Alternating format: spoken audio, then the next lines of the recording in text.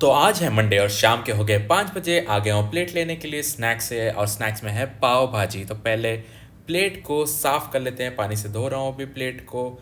फिर चलते हैं अभी बन की ओर। तो अभी पाव मिलेगा मस्त फ्रेश पाव, अभी वो निकाल के देंगे, 2 पाव देंगे आराम से है। और क्लासेस छूटी है तो भीड़ बहुत ज़्यादा है, और मैं अपनी भाजी का वेट कर रहा हूँ। बहुत टेस्टी होती है, मंडे मिलता है और इसके लिए पूरा वीक वेट करना पड़ता है। और अभी मैं टेस्ट करूँगा कैसे है। बहुत टेस्टी है एज़ यूजुअल। इस पर एक बटर मार के खाओ तो मस्त लगेगा।